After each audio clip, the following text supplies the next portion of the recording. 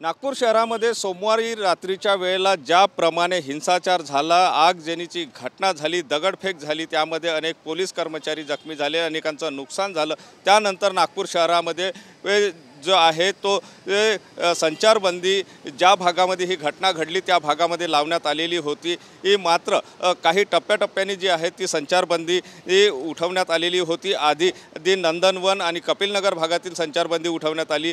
त्यानंतर जे आहे ते परिमंडळ 3 आणि 4 मधील संचारबंदी जी आहे ती उठवण्यात आलेली होती। 11 पोलीस स्टेशनच्या हद्दीमध्ये हे संचारबंदी लागलेली होती। मात्र आज पोलीस आयुक्तांनी निर्णय घेतला, सगळ्या परिस्थितीचा आढावा घेतला। काल मुख्यमंत्र्यांनी सुद्धा नागपूर शहरात येऊन आढावा घेतला आणि त्यानंतर आज 3 वाजतापासून जे आहे ती सगळी संचारबंदी म्हणजे नागपूर शहराच्या ज्या भागामध्ये संचारबंदी लागलेली होती ती पूर्णतः हटविण्याचे जे आदेश आहे ते पोलीस आयुक्तांनी काढलेले आहे। महत्त्वाचं म्हणजे या संचारबंदीच्या दरम्यान गेल्या 6 ते 7 दिवसापासून मोठ्या प्रमाणामध्ये व्यापाऱ्यांचं असो किंवा नागरिकांचं असो मोठं नुकसान झालेलं आहे। एक कारण हा जो ज्या ठिकाणी सगळी घटना घडलेली होती तो भाग म्हणजे पूर्णपणे मार्केटचा भाग आहे आणि मार्केट जे आहे ते एवढ्या दिवसापासून बंद होतं, त्यामुळे मोठं नुकसान झालं।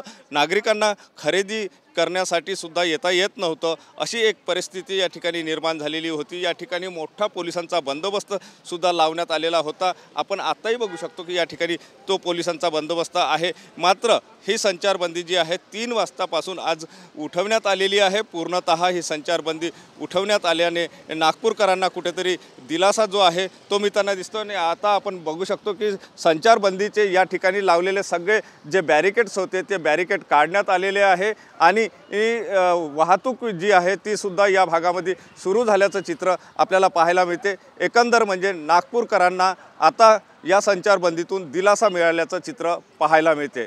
कॅमेरामन साईसह सुनील ढगे, TV9 मराठी, नागपूर।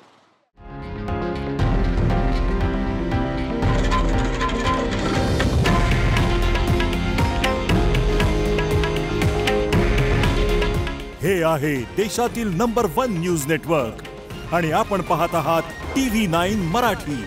काळजी तुमची, हित महाराष्ट्राचं।